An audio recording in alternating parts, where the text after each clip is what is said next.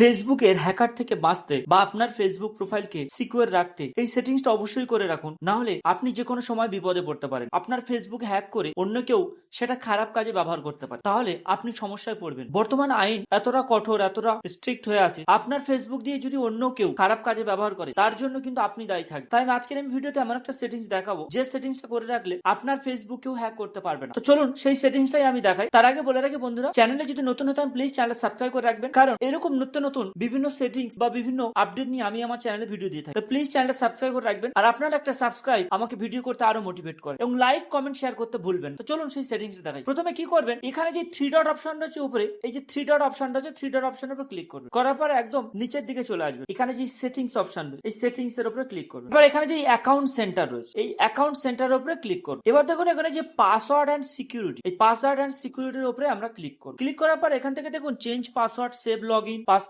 ঠিক ওর নিচের দিকে এই জায়গাটা দেখুন ভেরিফিকেশন সেলফি, এই ভেরিফিকেশন সেলফির উপরেই আমি এখানে ক্লিক করব। ক্লিক করার পর দেখুন এখানে আমার যে ফেসবুক প্রোফাইলটা রয়েছে সেই ফেসবুক প্রোফাইলটা চলে এসেছে, তো আমি এর উপরেই ক্লিক করব। করার পর ঠিক নিচের দিকে এখানে দেখুন নেক্সট, এই নেক্সট অপশনটার উপর আমি ক্লিক করব। ক্লিক করার পরে আমার হোয়াটসঅ্যাপে একটা ওটিপি চলে এসেছে, আমার মোবাইল নাম্বার দিয়ে সেটিং করা আছে, সেই মোবাইল নাম্বার একটা ওটিপি চলে এসেছে। মোবাইল নাম্বার ওটিপিটা আমি এখানে কোডটা আমি এখানে বসাবো। তো আমি সেই কোডটা এখানে বসিয়ে দিলাম। বসিয়ে দেওয়ার পর এবার কি করবো, আমি দেখুন এখানে যে এই যে কন্টিনিউ অপশনটা রয়েছে এই কন্টিনিউ অপশনের উপরে ক্লিক করুন। কন্টিনিউ অপশনের উপরে ক্লিক করলে এবার কিন্তু এখানে সেলফির জন্য যে সিস্টেম গুলো আছে সেগুলো দেখাচ্ছে। তারপর নিচে দেখুন স্টার্ট সেলফি, স্টার্ট সেলফির উপরে আমি ক্লিক করব। করার পরে দেখুন আমি এখানে ডান দিক বাম দিক করে সেলফিটা নিয়ে নেবো।